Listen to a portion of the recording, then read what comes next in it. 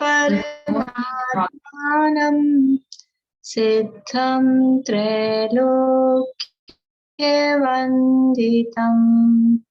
स्वाभाविक चिदानन्द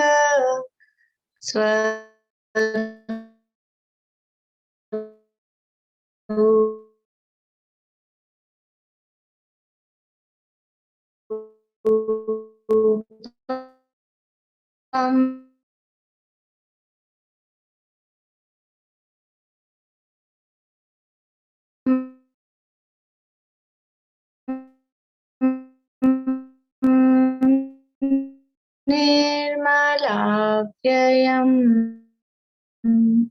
शुद्ध जिणवर वसहीन जीर्णने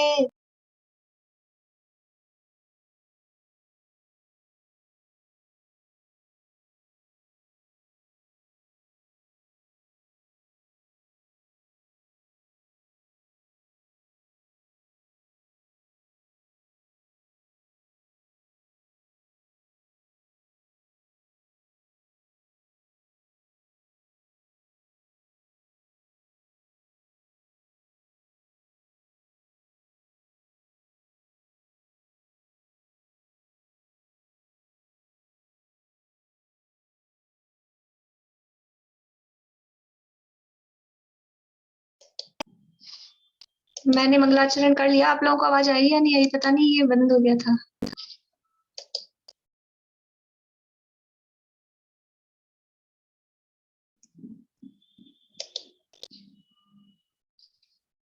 अभी आ रही है आवाज? अब वो मैंने कर लिया, आप लोग करना चाहें तो कर लीजिए। वो इसमें नेटवर्क चला गया 1 मिनट में ही, तो मैंने तो कर लिया था।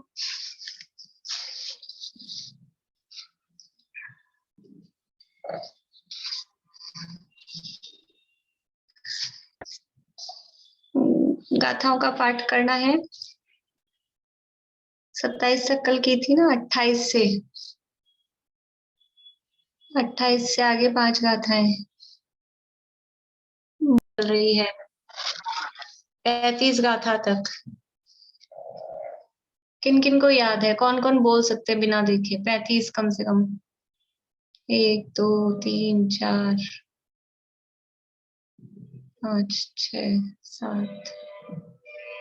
ठीक है, बाकी लोग भी करिए, आप लोग गाथाएं याद करिए। और फिर सबको याद हो तो थोड़ा अपन हेडिक से भी पूछे। वास्तव में तो वो क्रम से तो याद है, लेकिन फायदा क्या है, अपने को विषय से याद आए, किस विषय की कौन सी गाथा है, वो ज्यादा मतलब क्रम से याद करने में वो एक पाठ करने रूप आमनाय स्वाध्याय है। लेकिन जब कभी अपने को जरूरत हो तो उस विषय से संबंधित गाथा भी अपने को याद आए, तो उसके लिए वो याद होगी, तब वो याद आएगी हेडिंग से। और फिर बहुत दिन हो गए अपने को वो टीकाएं भी अपने रिवीजन किए हुए, तो आप लोग तैयार हो तो फिर वो भी कुछ काम दे दिया जाए आप लोगों को। थोड़ा सा रिवीजन हो जाता है, बहुत दिन हो गए ना पिछली गाथाएं पढ़े हुए, टीका में क्या विषय आया था, भले ही रीडिंग करें तो भी वो विषय ख्याल में आ जाता है। बोलिए भारती आंटी, क्या बोल रहे हैं आप? नहीं नहीं, मैंने तो आपने पूछा ना गाथाएं याद किसको, उसके लिए। अच्छा, वो वैसे ही हैंड रेस, ठीक। 35वीं गाथा का पाठ करेंगे। वद समिधि वृत्तियो धम्मानुपेहा परिसहजो य चारित्तं बहुभेया नायवा भाव संवर विशेषा। व्रत, समिति, गुप्ति, धर्म, अनुप्रेक्षा, परिचय और अनेक प्रकार का चारित्र, ये सब भाव संवर के भेद अर्थात संवर के कारण इनको जानना चाहिए। इसके अंतर्गत अनुप्रेक्षाओं में लोक भावना की चर्चा चल रही है। उसमें 3 लोक की रचना का वर्णन, उसमें भी मध्यलोक और मध्यलोक में भी जम्बूद्वीप की रचना का वर्णन यहाँ चल रहा है।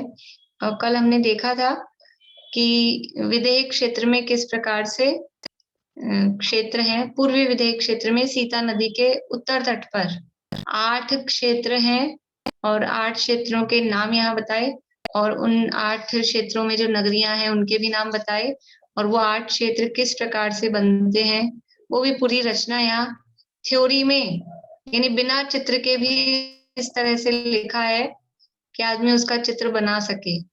इस तरह से ये आचार्य देव ने लिखा है। बोलिए भारती आंटी। ये मैं सिर्फ ये पूछ रही थी, ये भद्रशाल और शीता जो लिखा है यहाँ पे, शीता नदी, तो ये एक्चुअली में दोनों राइट है क्या? भद्रशाल और शीता। वो सीता और सीता, हाँ वो चलता है, मतलब ऐसा सैको शा लिखने का।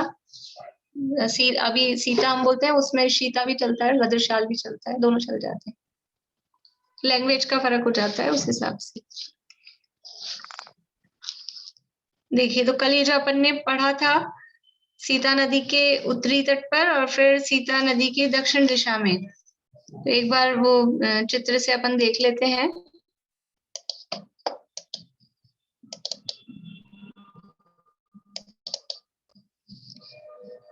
ये यहाँ ये पूर्वी विदर्भ क्षेत्र यहाँ अपने को दिखाई दे रहा है। ये सुमेरु पर्वत है और ये सुमेरु पर्वत के नीचे नीचे मतलब हाँ जमीन पर ही ये भद्रसाल वन चारों तरफ है। और इस भद्रसाल वन में क्या क्या रचनाएं हैं, देखिए उत्तर कुरु भूमि में क्या क्या रचनाएं हैं, ये पूछा जाए तो बता सकते हैं।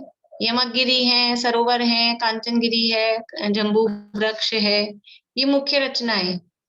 और सीता नदी बह रही है, ये मुख्य रचनाएं हुई। अब इसी तरह से भद्रसाल वन में क्या क्या रचनाएं हैं, कि भद्रसाल वन में ये सीता नदी बह रही है, गजन पर्वत इससे पास आउट हो रहे हैं, दिग्गज पर्वत हैं, और इसके अलावा जो मुख्य प्रमुख है वो अग्रत्रिम जिनालय भद्रसाल वन की चारों दिशाओं में, पूर्व दक्षिण पश्चिम और उत्तर, ये चारों दिशाओं में। यहाँ तो क्या है, चित्र में तो जगह कम है ना, अपना तो मेजरमेंट छोटा है तो वो जगह नहीं बच रही है, वरना यहीं पर अकृत्रिम जिनालय जो सुमेरु पर्वत में भद्रसाल वन से संबंधित है, वो भी चारों दिशाओं में, यहाँ 4 अकृत्रिम जिनालय भी भद्रसाल वन में है। अब ये है ये भद्रसाल वन की वेदी, जो कल हम वेदी पढ़ रहे थे, वन वेदी। ये वन है देवारण्य वन, दिख रहा है आप लोगों को इसमें कर्सर? ये भद्रसाल वन की तो बाउंड्री वॉल ऐसे दीवार जैसी बनाई है, ईंटों की जैसी, ये दिख रही है। और इसके बाद भी ये गजंत पर्वत इस तरह से निकले हैं, तो गजंत पर्वत और भद्रसाल वन के अलावा जो जगह बची हुई है वहां पर भी वन ही है, ये भी वन है और इसका नाम है देवारण्य वन। ये चारों तरफ, इधर उत्तर में, दक्षिण में, यहाँ सीता नदी के उत्तर और दक्षिण में, और सीतोदा के उत्तर और दक्षिण में, यानी चारों जगह ये जो खाली जगह दिखाई दे रही है हमको भद्रसाल वन के अलावा, यहाँ पर भी वन है, ये देवारण्य वन है। और ये बाउंड्री वॉल यहाँ पर जो खिंची हुई है, ये इस वन की वेदी, वेदी यानी दीवार, ये देवारण्य वन की वेदी कही जाती है। ये सीता नदी है, सीता नदी के उत्तर में भी है, ऐसा नहीं है ये पूरी एक ही दीवार है, ये बीच में नदी बह रही है, तो उत्तर की दीवार अलग है, दक्षिण की दीवार अलग है। ये वन वेदी है, तो ये एक तो हुई वेदी, इसके बाद में आया क्षेत्र, फिर आया वक्षार पर्वत, फिर है क्षेत्र, फिर नदी। वेदी, क्षेत्र, पर्वत, क्षेत्र, नदी, फिर क्षेत्र। अब वापस से पर्वत, फिर क्षेत्र, फिर नदी, फिर क्षेत्र, फिर पर्वत, फिर क्षेत्र, फिर नदी, फिर क्षेत्र, और उसके बाद में फिर पर्वत, पर्वत के बाद में क्षेत्र, और सबसे लास्ट में क्षेत्र के बाद में ये फिर से बाउंड्री वॉल है, ना कोई पर्वत है ना कोई नदी है, ये बाउंड्री वॉल। ये इसके बाद में भी थोड़ी सी जगह है, क्योंकि जम्बूद्वीप गोलाकार है और ये दीवार सीधी खिंची हुई है, तो गोलाकार जगह में सीधी लाइन खींचेंगे तो थोड़ी सी जगह इस तरह से बच जाती है। हम लोग वो बनाते हैं क्या, शक्करपारे वगैरह बोलते हैं, तो गोल बेलते हैं हम रोटी, फिर उसके ऐसा पीसेस करते हैं, तो सबसे पहला वाला जो होता है वो थोड़ा राउंड शेप में निकलता है। ऐसा ही यहाँ पर ये राउंड शेप में इस तरह से ये जगह बच गई है। यहाँ पर भी वन है, इसका नाम है भूतारण्य वन। इस तरफ भी दोनों तरफ सीता नदी के उत्तर दक्षिण में, और इधर भी सीतोदा के उत्तर और दक्षिण में, दोनों साइड ये भूतारण्य वन है। तो इस तरह से कल हमने 9 दीवारें देखी थी, 2 तो ये वेदियां, 4 वक्षार पर्वत और 3 नदियां, ये 1 2 3, ये 3 नदियां हैं। तो इन 9 दीवारों के बीच में 8 क्षेत्र सीता नदी के उत्तर की तरफ हैं। और इन क्षेत्रों की नंबरिंग कहाँ से स्टार्ट है, इधर भद्रसाल वन की तरफ से सीता नदी के उत्तर तट पर जो क्षेत्र हैं उनकी नंबरिंग भद्रसाल वन की तरफ से स्टार्ट करेंगे। तो ये पहला कच्छा, फिर सुकच्छा, फिर महाकच्छा, कच्छकावती, आवर्ता, लांगलावर्ता, पुष्कला और पुष्कलावर्ती। इस तरह से ये 8 क्षेत्र हैं। इसके बाद में 9 नंबर का क्षेत्र कहाँ आएगा? वो सीता नदी के दक्षिण तट के पश्चिम साइड से, वो जो कल अपन ने पढ़ा था यहाँ, ये इधर से 9 नंबर का क्षेत्र शुरू होगा। तो उसके नाम यहाँ पर दिए हैं, उनके नाम क्रम से कहते हैं। ये पेज नंबर 147 पे है अपने द्रव्य संग्रह में। यहाँ चित्र में भी देख सकते हैं। यहाँ से मैं पढ़ती हूँ नाम। वत्सा, वच्छा भी इसमें वच्छा लिखा है और इसको वत्सा भी इसका नाम आता है। ये थोड़ा सा नामों में परिवर्तन मिलता है, वच्छा या वत्सा, ये दोनों नाम है। तो यहाँ जो चित्र है अपने पास जम्बूद्वीप का, इसमें वत्सा नाम लिखा है और यहाँ अपनी पुस्तक में वच्छा, जैसे उधर कच्छा था यहाँ वच्छा है। तो वच्छा, सुवच्छा, महावच्छा और वच्छकावती, ये 4 हुए। इसके बाद में रम्या, सुरम्या, निरम्या, रम्यका, रमणीया और मंगलावती। तो ये रम्यका की जगह सुरम्या नाम भी मिलता है अन्य अन्य ग्रंथों में।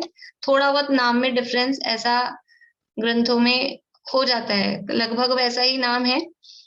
तो इस तरह से 8 ये तो है क्षेत्र। जैसे हमारे भरत क्षेत्र एक क्षेत्र है, उसी तरह से बड़े बड़े ये क्षेत्र हैं।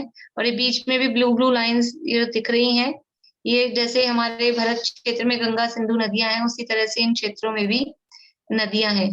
तो ये तो क्षेत्रों के नाम है, वत्सा, सुवत्सा आदि। और फिर उनकी नगरियों के नाम कह रहे हैं। जैसे भरत क्षेत्र में जो आर्यखंड में नगरी है अयोध्या, उसी तरह से इन क्षेत्रों में जो नगरियां हैं उसका नाम कह रहे हैं। पहला है सुसीमा, फिर कुंडला, फिर अपराजिता, प्रभाकरी, अंका, पद्मा, शुभा और रत्न संचया। इस प्रकार पूर्व विधेय क्षेत्र के विभागों का व्याख्यान समाप्त हुआ। ये पूर्व विधेय, ये पूरा मिलाकर, ये 16 क्षेत्र मिलाकर ये पूरा होता है पूर्व विधेय क्षेत्र। लेकिन इस पूर्व विधेय क्षेत्र में ये सीता नदी बीच में आने से इस पूर्व विधेय क्षेत्र के भी 2 भाग हो गए, सीता नदी का उत्तर तट और सीता नदी का दक्षिण तट। सीता नदी के उत्तर तट पर भी 8 क्षेत्र हैं और सीता नदी के दक्षिण तट में भी 8 क्षेत्र हैं। और ये 8 क्षेत्र कैसे बने हैं कि 2 तो वन की वेदियां, वन की दीवारें, 4 बख्शार पर्वत और 3 विभंगा नदियां। इन 9 समझ लीजिए पार्टीशन के माध्यम से 8 क्षेत्र ये विधेय क्षेत्र में सीता नदी के उत्तर तट पर और 8 ही सीता नदी के दक्षिण तट पर इस तरह से बन जाते हैं। तो ये सारी रचना अपन ने कल देखी थी। किसी को कुछ नहीं समझ में आया हो तो पूछिए। बोले चमेली आंटी। इसमें अपन बार बार जैसे कह रहे हैं सीता नदी के उत्तर तट पे और मतलब ये दक्षिण तट पे, तो ये पूरा बना इस साइड, तो उत्तर दक्षिण कैसे हुआ? देखिए थोड़ा सा कंफ्यूज में है। देखिए, ये पूरा का पूरा विधेय क्षेत्र तो है, ये सुमेरु पर्वत है। इस सुमेरु पर्वत से पूर्व साइड में ये पूरा विधेय क्षेत्र है, तो इसको बोलेंगे पूर्वी विधेय क्षेत्र। हाँ, लेकिन अब ये पूरा पूर्वी विधेय क्षेत्र है, इसमें ये बीच में एक नदी चली गई, तो इसके 2 भाग हो गए। हाँ, 2 भाग हो गए ना, तो अब क्या कहेंगे? पूर्वी विधेय क्षेत्र में सीता नदी का उत्तरी तट, पूर्वी विधेय क्षेत्र में सीता नदी का दक्षिण तट। 2 पार्ट्स हो गए, तो 2 पार्ट्स को कैसे कहेंगे? अगर पूर्व विधेय क्षेत्र भी बोले तो कैसा पता लगेगा कि कौन सी महाकच्छा वो कहाँ पर है, महाकच्छा नाम का क्षेत्र वो कहाँ पर है? तो लोकेशन कैसे बताएंगे कि सीता नदी के उत्तर में है, ऐसा ही बताएंगे ना। उत्तर की तरफ है इसलिए उत्तरी तट हो गया ऊपर वाला। ये उत्तर दक्षिण जो कह रहे हैं वो सीता नदी की अपेक्षा है। ठीक है। एक अपने इंद्रध्वज विधान है और जम्बूद्वीप विधान वगैरह 3 लोक विधान, ऐसे विधान है। तो कभी कभार आप लोग थोड़ा समय होता हो तो डेली में अकेले ही सही, रोज एक एक पूजा ऐसा करें तो उसमें सारे नाम आते हैं। अर्घ जो होते हैं ना, उनमें उन अर्घों में, इंद्रध्वज विधान के अर्घों में या 3 लोक का विधान है उसके अर्घों में सीता नदी के उत्तर तट पे कच्छा देश के इस नगर में स्थित जिनालय को या तीर्थंकर भगवान को अर्घम, ऐसा करके। तो वो पूरे नाम वहां आते हैं। अभी अपने को रचना ख्याल में होती है तो बड़ा आनंद आता है, अपने को ऐसा लगता है अपन घूम रहे हैं वहां पर ही, यात्रा कर रहे हैं। और नहीं तो पढ़े जाते हैं, ऐसे लगता है कच्चा कच्चा, क्या कच्चा कच्चा बोल रहे हैं, ऐसा लगता है। बोलिए। ये बीच में जो है ना येलो जो बना हुआ है सम्मेलन क्षेत्र में, वो उनको क्या बोले, कूट है क्या है वो उसमें? येलो कौन सा? जो बीच में बने हुए हैं ना चार, मतलब चार उसमें ऊपर बने हुए हैं पूरे देश क्षेत्र में, और चार इसमें नीचे बने हुए हैं येलो वाले ये हाँ ये तो जिनालय है, वो तो बख्शा पर्वतों पे, उसकी चर्चा भी करेंगे। और हाँ कौन जी सा हाँ। है? हाँ ये बस ये पूछ रहे वाले, ना? ये कुछ नहीं, हाँ ये वाले, ये ये तो जिनाला है। हाँ, वक्षार पर्वतों पर अकृत्रिम जिनालय हैं। 16 वक्षार संबंधी 16 अकृत्रिम जिनालय हैं, उसकी चर्चा भी करेंगे। तो यहाँ जिनालय बनाए हुए हैं, जहां जहां जिनालय हैं वहां जिनालय दिखाए हैं। देखिए, अपन कर लेते हैं साथ में चर्चा। ये जो विदेह क्षेत्र के ये 16 क्षेत्र यहाँ पर हैं, और इन 16 क्षेत्रों के बीच में 8 वक्षार पर्वत हैं। 4 सीता नदी के उत्तर तट पर हैं और 4 हैं सीता नदी के दक्षिण तट पर। तो इन वक्षार पर्वतों पर एक एक अकृत्रिम जिनालय है, जो कि काउंटिंग वाला है, जो गिनती वाला है। कल का, शायद कल का ही था, जो संजीव जी के प्रवचन चल रहे हैं ना शाम वाले, उसमें अकृत्रिम जिनालयों से संबंधित प्रवचन था, कल ही का था। तो उसमें ये बात आई थी, वो जो पूर्णिमा आंटी आप बोल रहे थे, जैसे ये तो जो काउंटिंग वाले हैं वो तो जिनालय हैं, उनमें तो पूरी 108 प्रतिमाएं हैं। मतलब पूरी, वो 3 तरह के अपन ने देखे थे, उत्कृष्ट, मध्यम और जघन्य। और इसके अलावा जो बिना काउंटिंग वाले हैं, वहां पर वो लघु, मतलब उसमें कम भी हो सकती हैं। ये बात कल उसमें संयम प्रकाश में आई थी कि वो एक भी प्रतिमा भी हो सकती है, सिंगल प्रतिमा भी हो सकती है, और चैत्यालय के अंदर भी प्रतिमाएं, कोई जरूरी नहीं है कि 108 ही हो, उसमें हीनाधिक भी, अधिक तो क्या, लेकिन कम भी प्रतिमाएं उसमें हो सकती हैं। तो वहां मतलब ऐसा है। तो ये जो बिना काउंटिंग के होते हैं, उसमें ये संभव है कि वो प्रतिमाएं कम हो, 108 नहीं होती हो, इसलिए वो काउंटिंग में नहीं है। पर ये जो वक्षार पर्वत वाले जो जिनालय हैं, अकृत्रिम जिनालय, ये काउंटिंग वाले, जो मध्य लोक के 458 जिनालयों में जिनकी काउंटिंग होती है, वो ऐसा ये जिनालय है। तो ये जिनालय किस तरफ है? वक्षार पर्वत कैसे फैले हुए हैं? सीता नदी से लेके नील पर्वत तक, और दक्षिण की साइड में भी सीता नदी से लेके निषद पर्वत तक, यानी उत्तर दक्षिण फैले हुए हैं। जो हमारा विजयार्थ पर्वत है या हिमवन आदि पर्वत है, वो कैसे फैले हैं? वो पूर्व पश्चिम इस तरह से फैले हैं। लेकिन ये जो वक्षार पर्वत है, ये इस तरह से खड़े बोले जैसे अपन, उत्तर दक्षिण फैले हुए हैं। तो जिनालय किस तरफ है? जिनालय है नदी की साइड में। नदी की साइड वाला जो तट है, मतलब जो नदी की तट की साइड जो पर्वत का किनारा है, उस तरफ, दोनों तरफ, इधर भी उत्तर साइड में भी और दक्षिण साइड में भी, नदी के पास वाले पर्वत की कूटटूप पर अकृत्रिम जिनालय है। तो ये पूर्व विदेह क्षेत्र में 8 वक्षार संबंधी 8 हो गए। इसी तरह से पश्चिम विदेह क्षेत्र की रचना आएगी, वहां भी 8 जिनालय 8 वक्षार संबंधित हो जाएंगे। देखिए, अब आगे बढ़ते हैं अपन। अब ये मेरा फिर हैंग हो गया, आप लोगों को आवाज आ रही है कि नहीं मुझे नहीं मालूम, क्यों हैंग हो जाता है।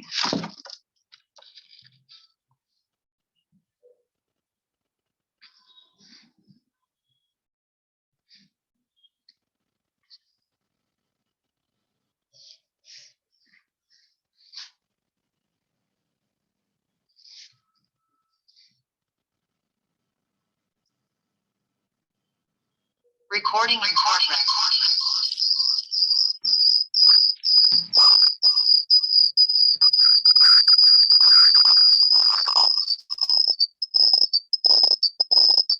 आंटी, आवाज आ रही है आप लोगों को?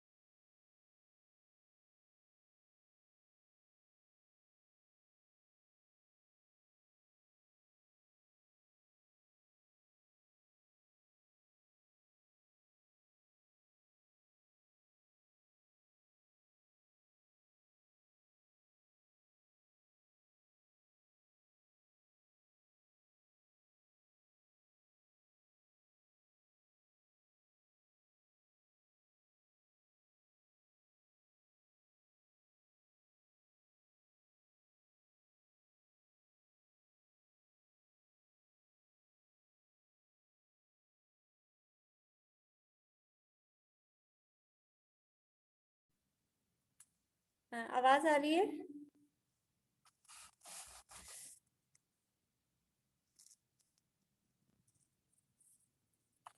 रजनी जी आप बताइए।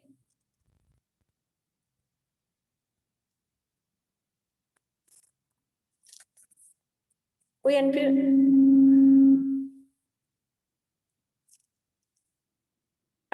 आप लोग कोई अनम्यूट कर पा रहे हैं? अर्पणा जी, भारती आंटी। मैम आ रही है, अब आ रही है, पहले नहीं आ रही थी। ठीक है, पर ये इको हो रही है।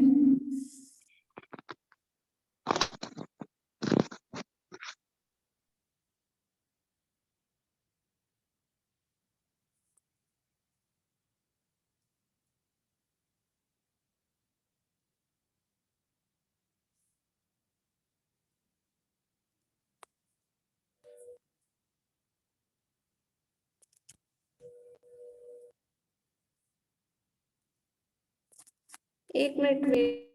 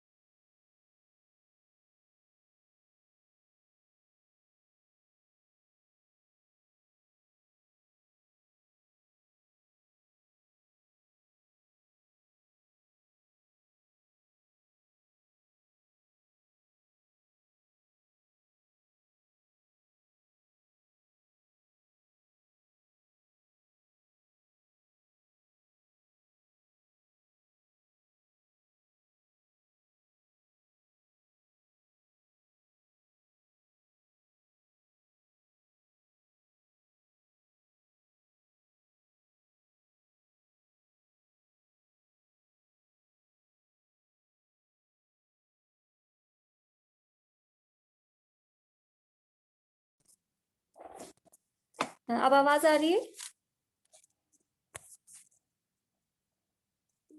सुधा जी आवाज आ रही है? ठीक है।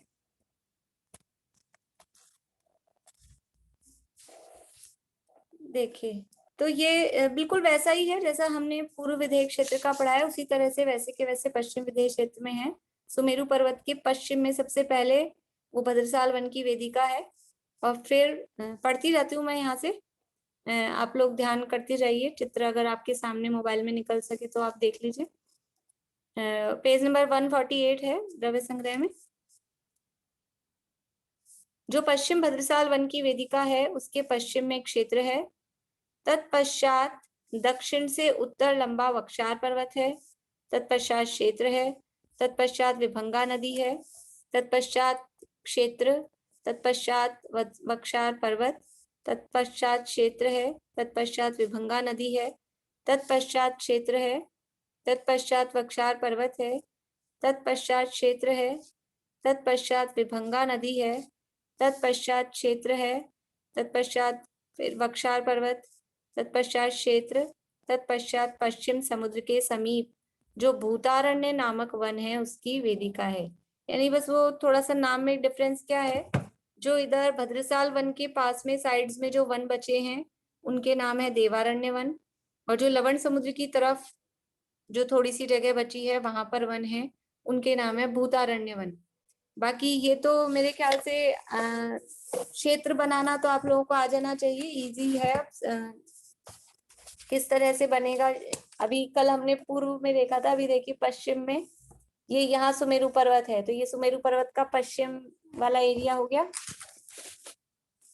ये सुमेरु पर्वत, इसके उधर उस तरफ जाएंगे तो पूर्व विधेय क्षेत्र, इधर पश्चिम विधेय क्षेत्र। ये वेदी है, ये सबसे पहले बाउंड्री वॉल है भद्रसाल वन की वेदी, और ये भद्रसाल वन इस तरह से है, इस तरह से उसकी रचना है, यहाँ से यूं।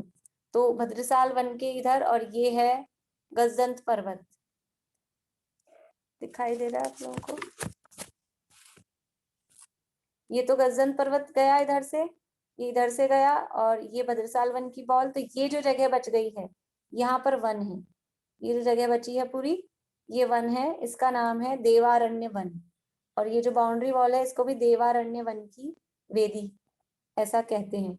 इसके बाद में सबसे पहले एक क्षेत्र आया, ये क्षेत्र है, फिर ये है पर्वत, फिर क्षेत्र, फिर नदी, ये नदी को अपन डॉट से दिखा देते हैं, फिर क्षेत्र, फिर पर्वत, फिर क्षेत्र, फिर नदी, और फिर क्षेत्र, फिर पर्वत। अभी 3 ही हुए ना पर्वत, अभी और बनेंगे।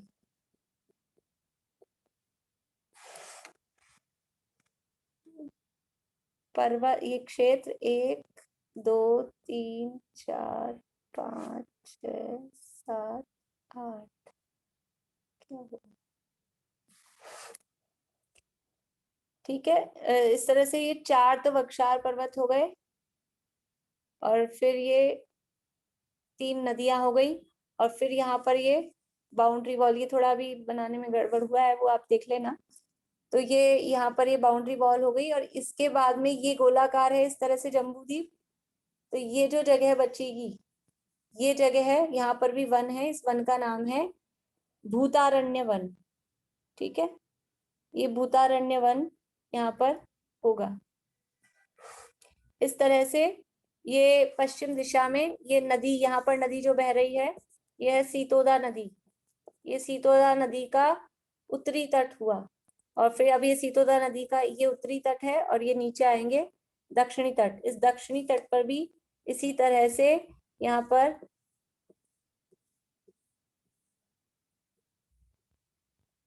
ये 8 क्षेत्र यहाँ पर भी इसी तरह से बनेंगे। ये एक, यहाँ से इधर से शुरू करेंगे, 1 2 3 4,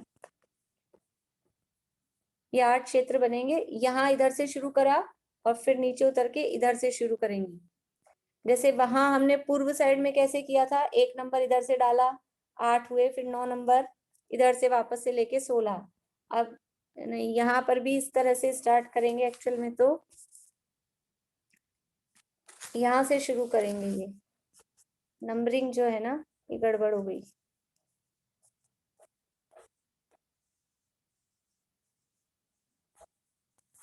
देखिए, फिर से देखिए, जो सीता नदी यानी सुमेरु पर्वत के पूर्वी तट पे जो हमने नंबरिंग की थी, वो ऊपर से शुरू किया, 1 2 3 4 5 6 7 8, फिर 8 के नीचे 9 नंबर डाल के 16 तक इधर आए वापस सुमेरु की तरफ। अब 10 नंबर का क्षेत्र किधर से आएगा, वो सुमेरु पर्वत में सीता नदी के दक्षिण तट से, यहाँ से 10 नंबर का क्षेत्र शुरू करेंगे, वो यहाँ बताए हैं। फिर से पढ़ते हैं, देखिए, पश्चिम में क्षेत्र है, और दक्षिण से उत्तर लंबा वक्षार पर्वत है। तो ये 10 नंबर का क्षेत्र इधर से शुरू करेंगे।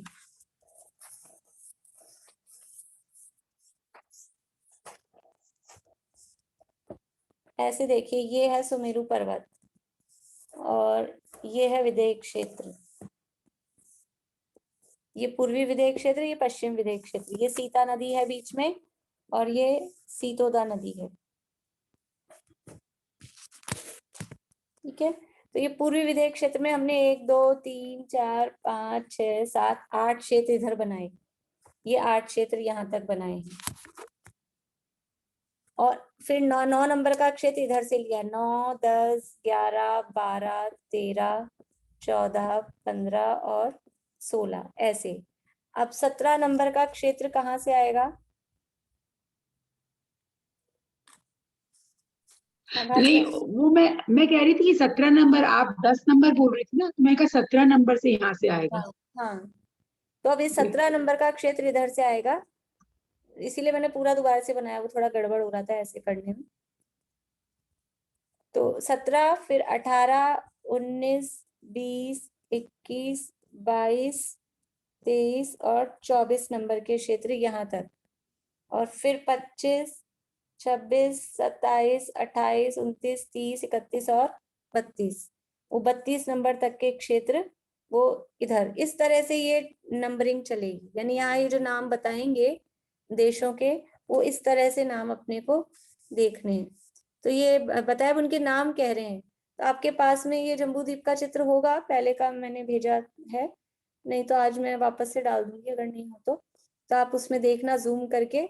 अब यहाँ जो नाम बता रहे हैं ना, पद्मा, उनके नाम कहते हैं। देखिए, पद्मा, सुपद्मा, महापद्मा, पद्मावती, शंखा, नलिना, कुमुदा, सलीला।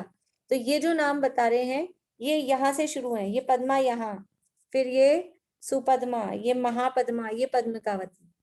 तो ये नाम इस तरह से होंगे। अगर हम यहाँ से शुरू कर देंगे तो वो सारे नाम गड़बड़ हो जाएंगे। इसलिए ये कैसे क्रम चलेगा फिर से ध्यान से देख लें कि ये विदेह क्षेत्र में पहले नंबर की नगरी ये सुमेरु पर्वत के पूर्व दिशा की तरफ सीता नदी के उत्तर तट से यहाँ पूर्व की तरफ से शुरू कर रहे हैं। दिशाओं से समझना पड़ेगा, हम इधर बोलेंगे पूर्व की तरफ से शुरू कर रहे हैं। और ये 8 हुए।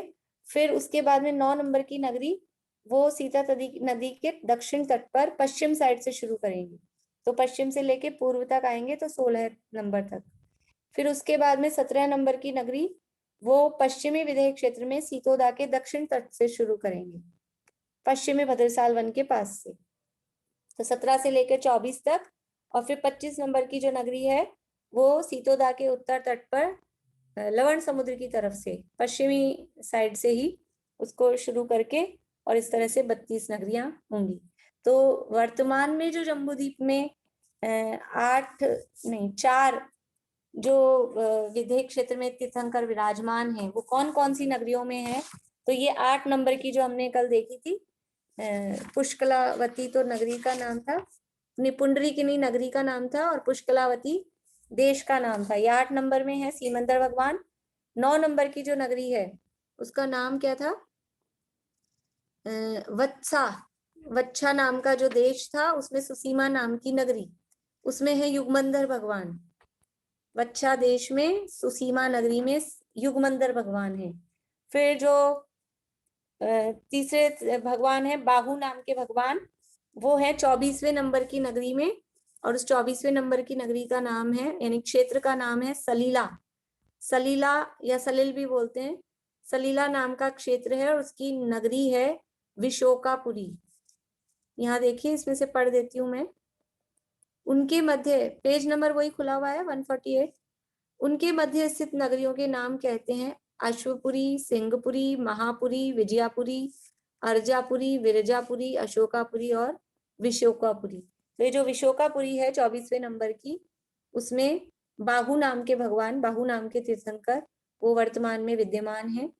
और जो चौथे नंबर के जम्बूद्वीप के चौथे नंबर के जो तीर्थंकर हैं सुबाहु नाम के, वो इस 25 नंबर की नगरी में, और उसका नाम यहाँ आगे वाले पेज में दिया है, वप्रा नाम का देश है और विजया नाम की नगरी है। तो नंबर याद कर लें, फिर नाम भी याद कर लीजिएगा कि तीर्थंकर कहाँ कहाँ वर्तमान में विद्यमान है। 8 नंबर की में, 9 नंबर में, 24 में और 25 में, यानी कॉर्नर वाली जो चारों नगरियां हैं उनमें वर्तमान में विदेह क्षेत्र में जम्बूद्वीप के जो 4 विद्यमान तीर्थंकर हैं वो इन नगरियों में विद्यमान है। अभी ये पढ़ देती हूँ मैं, वही चीज है, नाम है और किस तरह से क्षेत्र पर्वत है। तो ये पढ़ देती हूँ, फिर कल ये चल जाएगा तो फिर अपन चित्र में देख लेंगे। ये पता नहीं स्क्रीन शेयरिंग में हैंग हो रहा है कल से। देखिए, अब पेज नंबर 148 पे सेकंड पैरा है। अब सीतोदा के उत्तर में, देखिए सीतोदा के उत्तर में कह रहे हैं, पहले भी बात बताई थी वो सीतोदा के दक्षिण की बात बताई थी। तो सीतोदा के उत्तर में और नील कुलाचल के दक्षिण में, ये लोकेशन हमको क्या समझ में आनी चाहिए, सीतोदा का उत्तर और नील कुलाचल का दक्षिण, यानी ऊपर वाले पोर्शन की, ये जो ऊपर वाला पोर्शन था इसकी बात कर रहे हैं। ये सीतोदा है, इस सीतोदा का उत्तर, और ये नील कुलाचल है, इस नील कुलाचल के दक्षिण में। इस तरह से उनके विभाग भेद का कथन करते हैं। पूर्व कथित जो भूतारण्य वन वेदिका है उसके पूर्व में क्षेत्र है, तत्पश्चात वक्षार पर्वत है, तत्पश्चात क्षेत्र है, तत्पश्चात विभंगा नदी है, तत्पश्चात क्षेत्र है, तत्पश्चात वक्षार पर्वत है, तत्पश्चात क्षेत्र है, तत्पश्चात विभंगा नदी है, तत्पश्चात क्षेत्र है, तत्पश्चात वक्षार पर्वत है, तत्पश्चात क्षेत्र है, तत्पश्चात विभंगा नदी है, तत्पश्चात क्षेत्र, तत्पश्चात पर्वत, तत्पश्चात क्षेत्र, तत्पश्चात मेरू पर्वत की पश्चिम दिशा में पश्चिम भद्रशाल वन की वेदिका है। इस प्रकार 9 भित्तियों यानी दीवारों के मध्य 8 क्षेत्र हैं, उनके नाम क्रम से कहते हैं वप्रा, सुवप्रा, महावप्रा, वप्रकावती, गंधा, सुगंधा, गंधिला और गंधमालिनी। इस तरह से ये 32वें नंबर का क्षेत्र क्या है, गंधमालिनी नाम का क्षेत्र। उनके मध्य में स्थित नगरियों के नाम कहते हैं विजया, वैजयंती, जयंती, अपराजिता, चक्रपुरी, खड़गपुरी, अयोध्या और अवध्या। इस तरह से ये नाम है। ये नाम कहीं सुने हैं? विजय, वैजयंत, जयंत, अपराजित, ये नाम कहीं सुने हैं? बोलिए मीता भाभी। सर्वार्थ सिद्धि के देव है ना, वहाँ पे उनके जो रहने के है वहाँ पे। सर्वार्थ सिद्धि के देवों के रहने की जगह है? नहीं नहीं, जगह नहीं, वहाँ पे सर्वार्थ सिद्धि के उसमें है ना ये वाले नाम। हाँ तो उसका नाम सही बताइए। सर्वार्थ सिद्धि तो एक है उसमें से। ठीक है, आप याद नहीं आ रहा। पहचान तो गए, नाम नहीं याद आ रहा आपको? हाँ, याद नहीं आ रहा। हाँ बोलिए वर्षा भाभी। स्वार्थ सिद्धि के विमानों के नाम है। नहीं नहीं, वो तो इन्होंने भी बता दिया। वो सही शब्द क्या है वो बोलिए विनीता जी। हाँ जी, ये अनुत्तर विमान है जी, 5 ऊपर। विजय, अनुत्तर वैजयंती, विमान। अपराजित, सर्वार्थ सिद्धि। सर्वार्थ सिद्धि तो एक है, बाकी 4 ये अनुत्तर विमानों में से नाम है। बहुत बढ़िया। हाँ जी। सर्वार्थ सिद्धि तो वो अनुत्तर विमानों का ही एक 5वां विमान है, और उस 5वें के अलावा, सर्वार्थ सिद्धि के अलावा जो 4 अनुत्तर विमान है उनके नाम है विजय, वैजयंत, जयंत और अपराजित। वही नाम, वैसे ही नाम यहाँ दिए हैं, विजया, वैजयंती, जयंती और अपराजिता। वो स्त्रीलिंग में बना के, नगरियों के नाम है ना, तो स्त्रीलिंग में ये नाम कई जगह आएंगे। ये जो लवण समुद्र के चारों, ये अपनी बाउंड्री वॉल है ना, जम्बू द्वीप के चारों तरफ बाउंड्री वॉल है, तो लवण समुद्र में जाने के लिए जो द्वार बने हुए हैं 14 महानदियों के, तो उनमें से 4 दिशाओं के द्वारों के नाम भी यही हैं, विजय द्वार, वैजयंत द्वार, अपराजित द्वार। विजय, वैजयंत, जयंत और अपराजित, इस तरह से द्वारों के नाम भी वही हैं। चलिए, ये आप लोगों ने वापस हैंड रेस पूछने के लिए किया है कुछ? मीता भाभी। ये विदेश क्षेत्र में जैसे 20 विहरमान तीर्थंकर हैं, तो आपने अभी जो बताया उसमें 20 तो नहीं आए ना, जैसे अभी 20 ढाई द्वीप में मिला के हैं, ये जम्बू द्वीप में उनमें से 4 हैं। फिर 4 8 धातकीय खंड में है और 8 पुष्करार्ध में, यानी एक मेरु संबंधी 4 है, तो 5 मेरु संबंधी 20 होते हैं। तो जम्बू द्वीप में 4 हैं, बाकी के 16 वो 8 उसमें से धातकीय खंड में, पूर्व धातकीय और पश्चिम धातकीय खंड नहीं, में। जैसे सुनने में आता है ना विदेश क्षेत्र में 20 विहरमान तीर्थंकर तो हैं। वहां पे भी विदेह क्षेत्र है ना, ढाई द्वीप में जो अच्छा। 5 विदेह क्षेत्र हैं, ढाई द्वीप में कुल मिला के ये जम्बू द्वीप का एक विदेह क्षेत्र, एक मेरु संबंधी, इसको एक विदेह क्षेत्र बोलेंगे। फिर दूसरा अच्छा। विदेह क्षेत्र होगा विजय मेरु संबंधी, तीसरा विदेह क्षेत्र अचल मेरु अच्छा। संबंधी, चौथा मंदर मेरु संबंधी, 5वां विद्युन्माली मेरु संबंधी। तो ऐसे 5 मेरु संबंधी 5 विदेह क्षेत्रों में 20 तीर्थंकर हैं, तो एक मेरु संबंधी विदेह क्षेत्र में 4 तीर्थंकर मिलेंगे ठीक है। मिनिमम। मैं पूछ रही थी कि अभी फिलहाल विद्यमान 20 ही हैं तीर्थंकर, तो वो ऐसे बढ़ेंगे कब, ऐसे मतलब? फिर हो सकता है ज्यादा भी हो अभी, क्योंकि वर्तमान में अभी कोई केवली भगवान अपने समक्ष नहीं है, तो कम से कम 20 तो होते ही हैं, और वो 20 हाँ, वर्तमान विद्यमान 20 तो है ही, वो तो मिनिमम है। तो अब अभी एक्स्ट्रा अभी और हो सकते हैं? अभी हाँ हो सकते हैं, लेकिन अभी हमारे पास कोई सोर्स नहीं है ना कि हमें पता लगे। जब यानी जितना भगवान की वाणी में आया और जो तिलोपनति आदि शास्त्रों में जब तक का लिखा गया, तो उस आधार पे हमको मालूम है। उसके बाद में अब कोई ज्ञानी, ना शुद्ध ज्ञानी, ना अवधि ज्ञानी, ना केवल ज्ञानी, तो हो सकते हैं, होने में कोई मनाही नहीं है, क्योंकि उससे ज्यादा भी हो सकते हैं, लेकिन ये 20 तो हैं ही हैं, इनका तो कंफर्म है। अजितनाथ भगवान के समय में मैक्सिमम हाँ, थे। तो वो शास्त्रों में उल्लेख है कि अजितनाथ भगवान के काल में पूरे सब नगरियों में एक एक तीर्थंकर थे, तो वो बताया गया है। लेकिन अब अभी है या नहीं है ज्यादा, तो वो क्योंकि जब तक शास्त्रों में उल्लेख नहीं हो, हम तो शास्त्रों पे ही आधारित, उसी पे डिपेंडेंट हैं, इसलिए कहा नहीं जा सकता है, हो सकते हैं। बोलिए प्रमिला जी। हर क्षेत्र में क्या एक ही नगरी है? एक ही नगरी? क्या नगरियां भी 8 ही बताइए, क्या 8? नगरियां इसलिए जैसे भरत क्षेत्र में जो प्रमुख नगरी है अयोध्या कही, जहाँ तीर्थंकरों का जन्म होता है वो नगरी है अयोध्या, हमारे भरत क्षेत्र में। ये तो इस बार हुंडा सर्पणी काल के दोष से और जगह से जन्म हुआ, तो वो जो भरत क्षेत्र में प्रमुख नगरी जहाँ तीर्थंकरों का जन्म होता है वो अयोध्या है। तो वैसे ही इन क्षेत्रों में ये एक एक नगरी ये बताई है जहाँ पर तीर्थंकरों का जन्म होता है, ऐसा।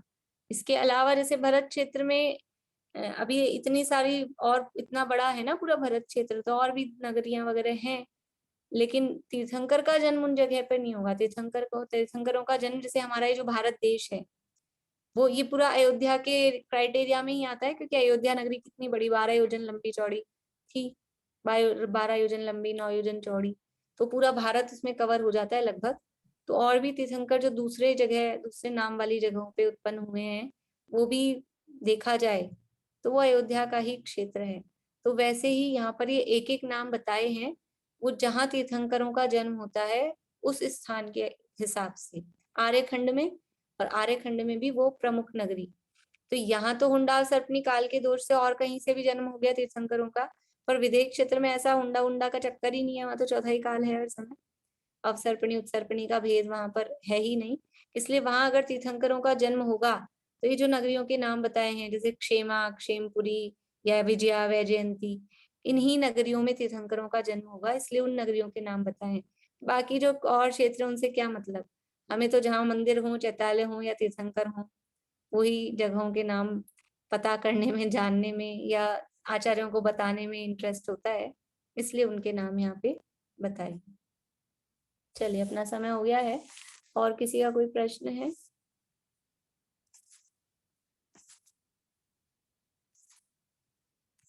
चलिए यहीं पूरा करते हैं। जय जिनेन्द्र सभी को।